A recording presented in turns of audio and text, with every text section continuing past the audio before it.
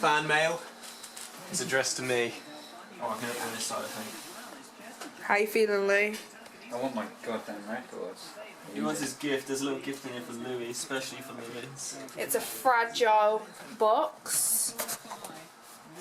Elliot's trying hard to open it. Oh, give me the box. Too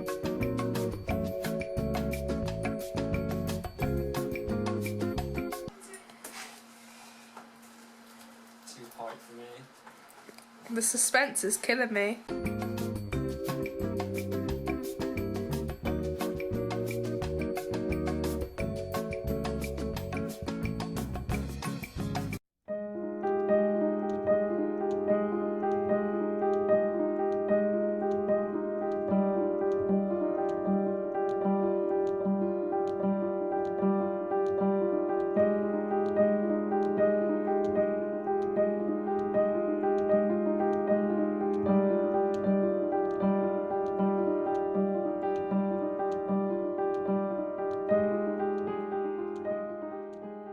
We've made it through. Right, let's oh, just tear it off, man. The suspense is killing him. Rip it off like a band-aid.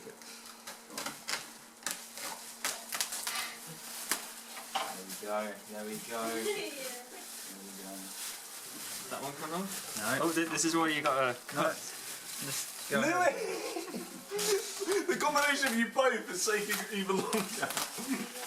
Oh, right. So the first record is... Live in Belfast, yes. Yes, what we wanted. Billy Connolly. Even better. Oh, what no, I wanted the good stuff. Is that a double one? You're on the fringe. What's it? What? What do you think, Louis? This should be fun. Many of these are going to the charity shop.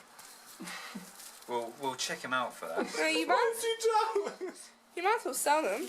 Well, we've got sound effects. Oh, what? Literally sound effects, or is that? Like, Yeah, looks like it. have sound effects for death and horror. But why would you ever buy it on a vinyl? I don't know. Genius. What's next? Comic cuts. Oh fuck. Andrew Lloyd Webber. Oh my lord! Give me that. This is mine. What do you think, Louis?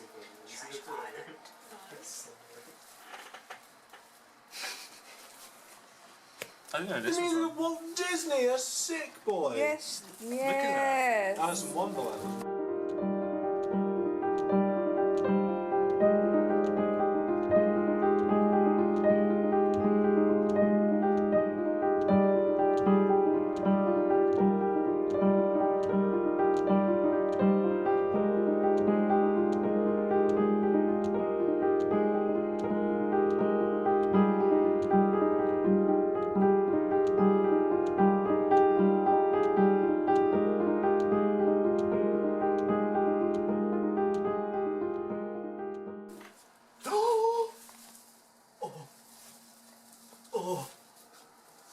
Oh, you're using the juicy ones. What's that? Oklahoma.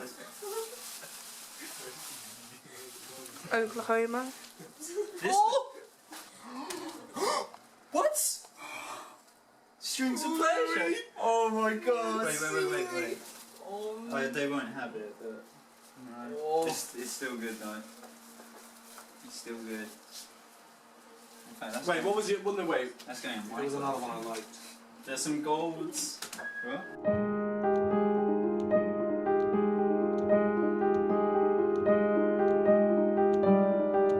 Right. I got this one for Louis. This is a very special one. One of the main reasons I got this is for Louis. Where is it? I can't see it. You ready, Louis? I'm not sure it's the right one. Oh my god. Oh, there it is. In the flesh. Oh yeah. That's the good one as well. Just for you, Louis.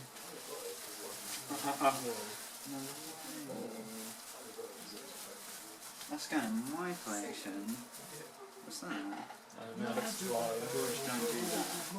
34 records, ladies and gentlemen. These are side. These are specials. Alright, what do you do again? You have to do all this. Well, we tend not to use the brush No, just use and the go cloths. go The anti-clockwise. brushes don't work very well. Yeah, just use the cloths. Alright. Which one is it first? The blue one or the blue one? Yeah, the blue one with number 1. EJ, I can't believe you got Oklahoma. Oh, look at this. That right there is a tune. Oklahoma.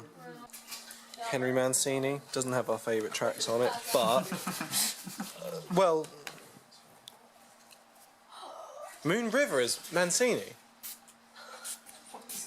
Oh? Moon River is Mancini. I think so. There was, if that's the one I'm thinking of. What else is there on there? Baby Elephant Walk, Yeah. Pink Panther. No, was that? Oh yeah. Oh, Peter and the Wolf, man. Oh, I'm doing that one next. Oh. I can't believe it. Can I have a look? Yeah. Look how intricate that is, though. It's a shame. It's a shame it doesn't come with any. In watching. What's it called? We're gonna have to tape that. Right. EJ, are you going to do one? I don't know. So I'm gonna do. What are you putting on? I'm just removing this one. Alright, stick this one on. He's removing Oliver Arnold's Island songs. And replacing it with Oliver. He's replacing Oliver with Oliver. Oliver Twist. Oliver Arnold's Twist. Alright, go on. How loud is it going to be? Sounds loud already. Oh. That's sick.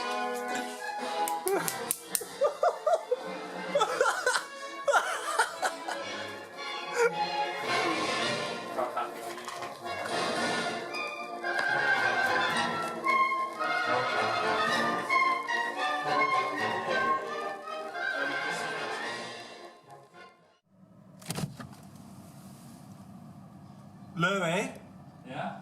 can I borrow some milk? Yeah. Which one's yours? It's the one with the cow print on it, like the Muller one.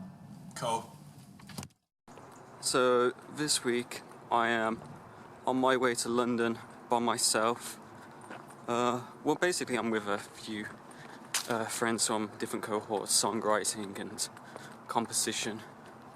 But we're going to have a talk in a venue near King's Cross called King's Place.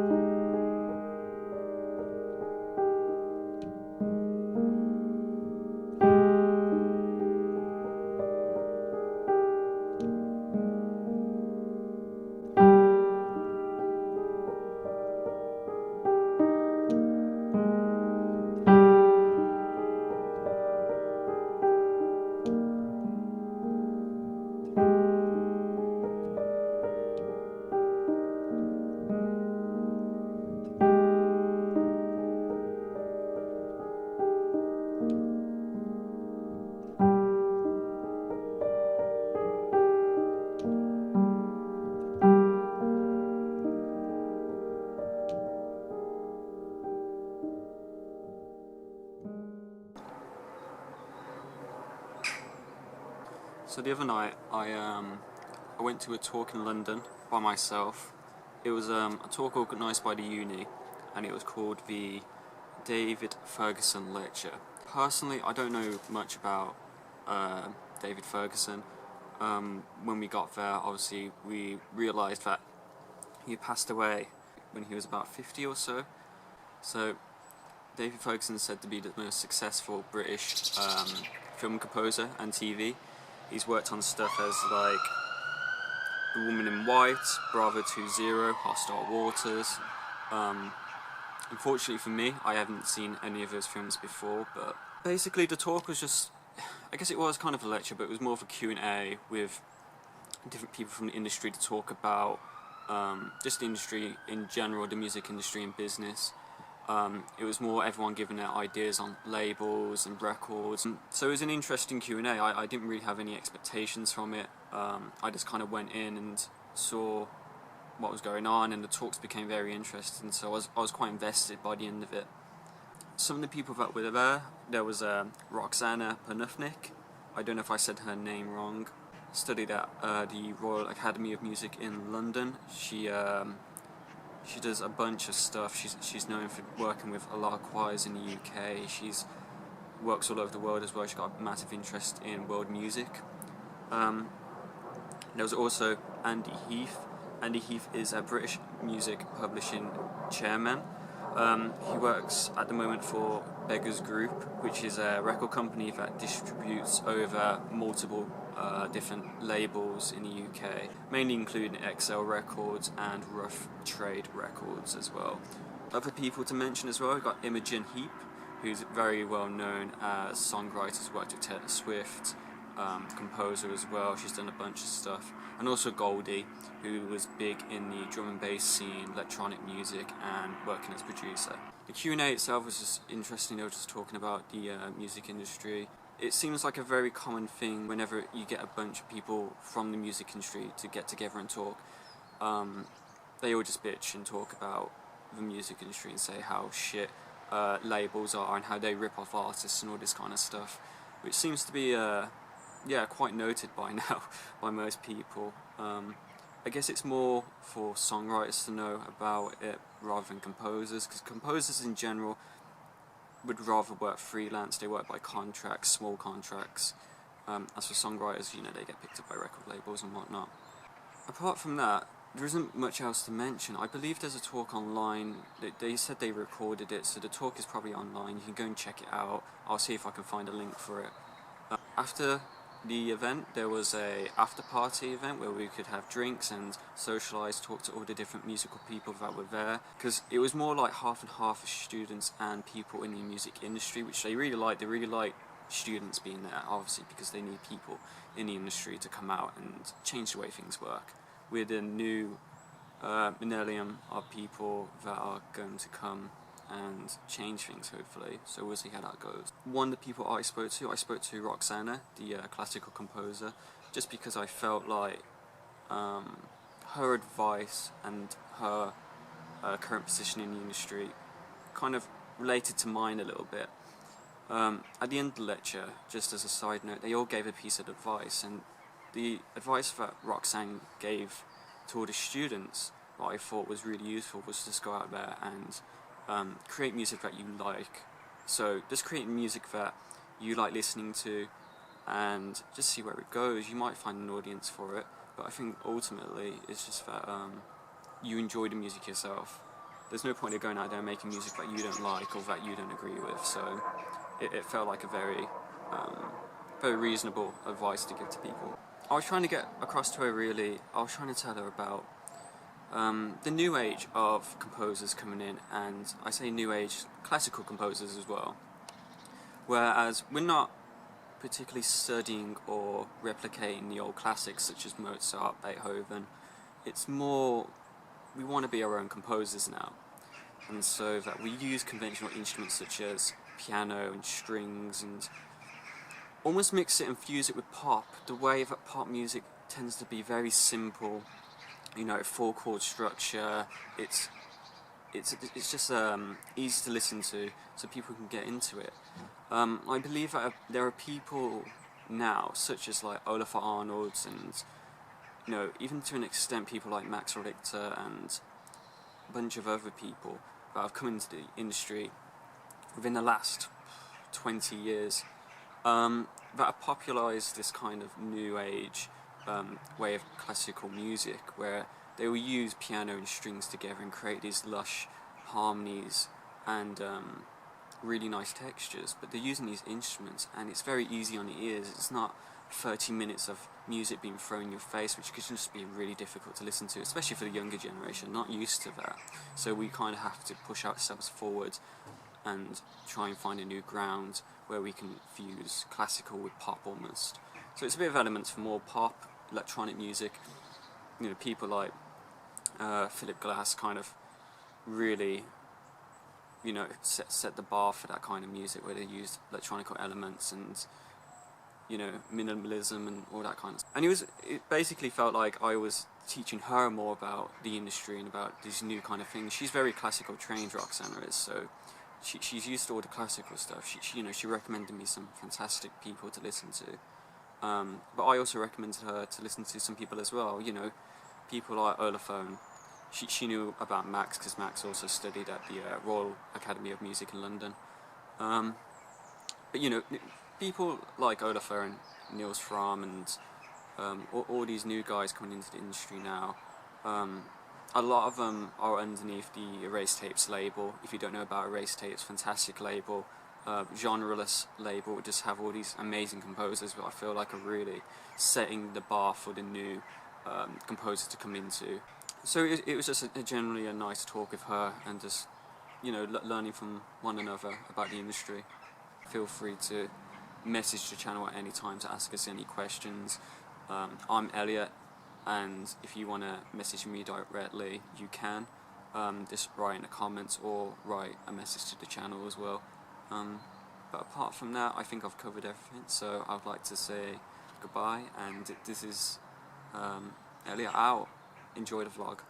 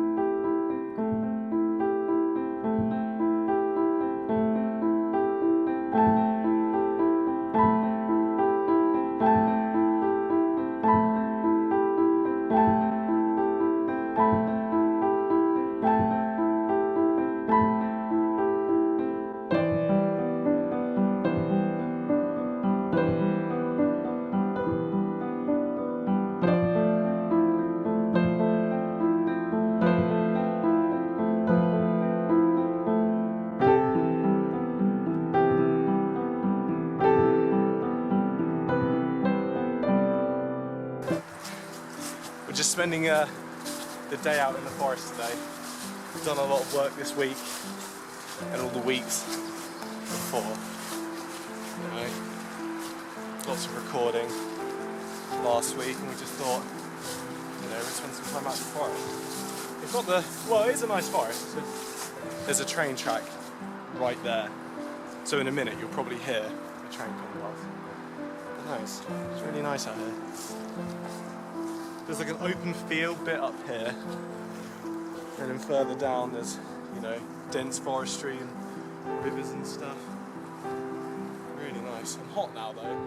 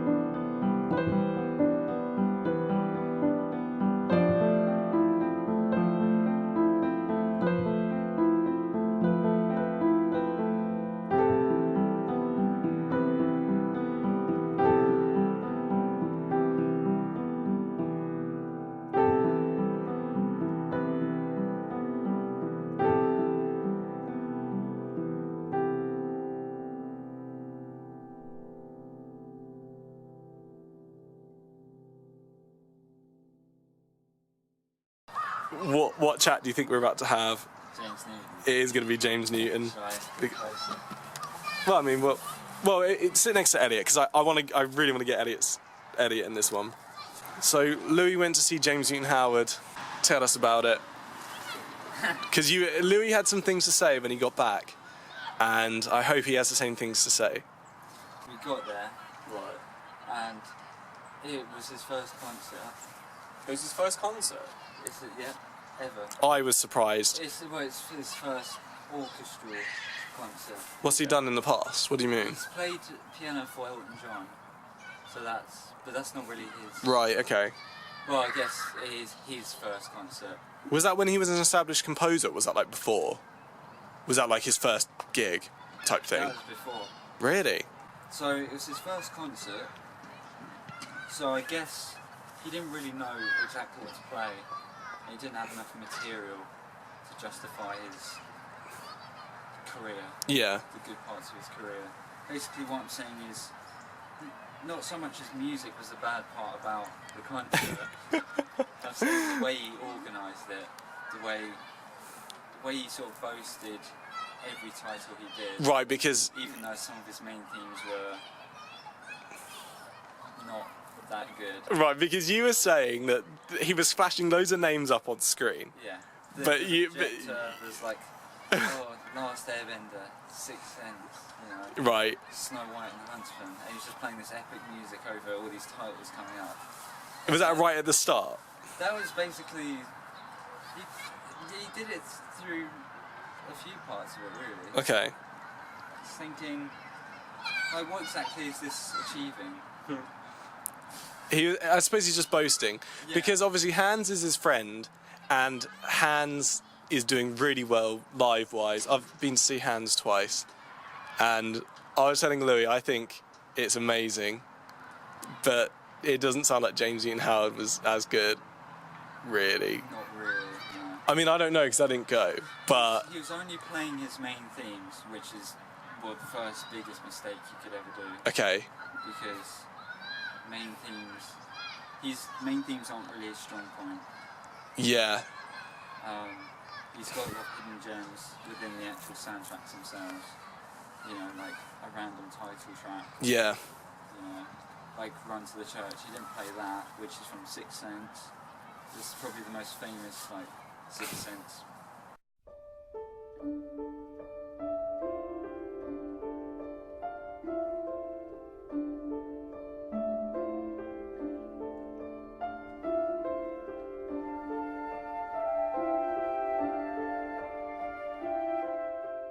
Everyone knows it when you hear it, and he didn't play it. That's a shame. He played Gravel Road though from the Village, but that's because everybody sort of Expected it. expected it.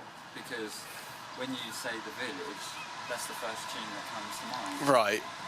And That was good. But so, he missed a lot of hidden gems and only went to playing main themes. that's kind of a shame. It's kind of just like a rookie thing. He didn't really know what to do. Yeah. Did that, and it kind of, for some people it was great. For others, it's like you didn't really play your best work. Yeah. So, Hans was there. Hans, yeah, he was watching the first performance, like obviously because it's his first Yeah. concert, he would be there to cheer him on and stuff. And what happened when he announced that Hans Zimmer was in the room? Well, This made me laugh. It really did. So he was about to play Dark Knight, his part. He was discussing how he was working on the Harvey Dent theme. Right. Hans is working on other bits. Yeah, no one knows the Harvey Dent theme. Let me know, just confirm. My brother were kind of joking about that, like, oh yeah, I can, you know, Hans is here, but I can play the Harvey Dent theme for you. He was saying how on the project, Hans would start something and James would have to finish it. So, Right, yeah, I think that is actually the general way that they I think that's how it went. Right, so yeah, he announced that Hans So just would be before there. Dark Knight, he announced that Hans was in the room. He was actually, and he said, you know, if I could find Hans, if I could see him, I'd bring him up on stage. Right. But I reckon he actually knew that where Hans was, he was like, I don't want him to come up on stage because they'll boo me. They'll hate me. Or because Hans is quite shy, so I wouldn't be surprised if Hans was just like, no, can you not? Right, so... That's alright. You can announce it if you want, but... Yeah. So what happened when he announced that Hans was there? So he was like, I believe Hans is actually in the room, and sort of like, it kind of just fell a bit silent, as if people were like, how is he not up there with you? So you said that everyone was peering. Everyone's sort of like... Trying not to be rude, though. Yeah, from where I was sitting, everyone's like peering over the banister thing, like... Where is he? Where is he? Everyone's like, boo, James, get off stage. No one made a sound, but you could hear the, was it the hush? Oh, yeah, I know exactly what you mean. Hear it in your ear. It's so and everyone cringy else just... could hear it, even though no one made a sound. Just like, you just hear the room atmosphere, Yeah, just like... You can hear the atmosphere go, you know. Christ. The thing is, though, what would you want that person to do? What would you want, if you were James, what would you want Hans to do? Just talk or explain for him? Just go in there, have a little chat about their project. Honestly, and then... I think... I would come up. I'd certainly come I up. think it would have worked better, the atmosphere, if he got Hands up, discussed what they did together on Dark Knight. Right. And then he went back, everyone's like, yeah, nice work. And then everyone focuses back on James. Yeah. Because the thing is that if you announce someone and don't bring him up, Then the mystery is... Like, where is he? Yeah, I agree. Whereas if you get him up, it's over. Everyone knows he's and there. everyone can focus back on And it makes the show better, because it's like, oh my god, Hans was there that I night. know, literally the rest of the second half, people were just like, you know. Oh, you shouldn't have said it. Even I was a bit sort of like, I wonder if that's him down there. Yeah. Oh, some balding man at the front. So you said, Louis, that he did 2 encores. Yeah. Because he was so desperate for people to love him and applaud him. Well, I wouldn't say that. A lot of people did. I'd say that. Stand up. He had to. Sorry, the seat's awkward. But Yeah. he had to. I guess he had to like play to appeal to everyone, all age groups. Right. So playing all the tracks from Hunger Games and The Sixth Sense would be a bit sort of dark. Okay. He didn't do much Hunger Games either. He did Mockingjay, like the opening track. Yeah. And he did Hanging. What is that? Yeah. His daughter sang that. Really? I think so. Yeah. Wow.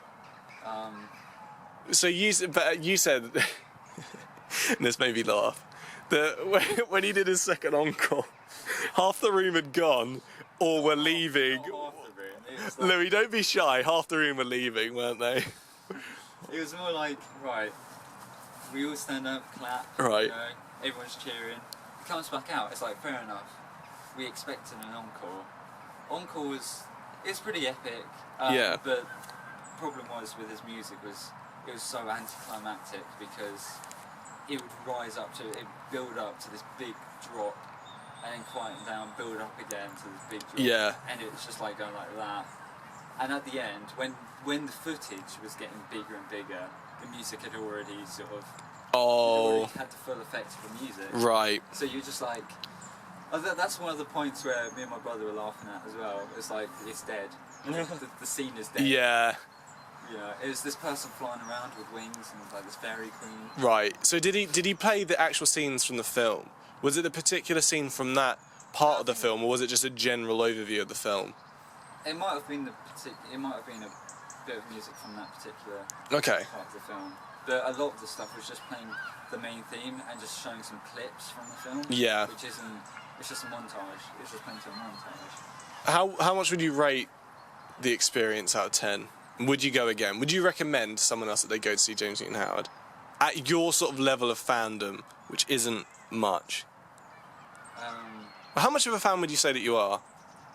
Not very. You did say James Newton Howard has sort of succumbed to the Hollywood need. I think he doubts himself. He doubts himself, so he just goes with the flow. He doesn't. Unlike Hans, I feel that Hans is different, you know, in that sense. Hans has still got the Hollywood sound, but he somehow puts melody. Like, Yeah. He puts themes that you remember. Yeah. He dots them around. So I guess Hans Zimmer is somewhere between John Williams and James Newton Howard. You know, has melodies that you remember. Not really big themes that everyone sings necessarily. Not crazy that you get annoyed. Yeah, because that's sometimes we do get that way with John Williams. Yeah. So yeah, how much would you rate it out of 10? Your experience? Would you go again?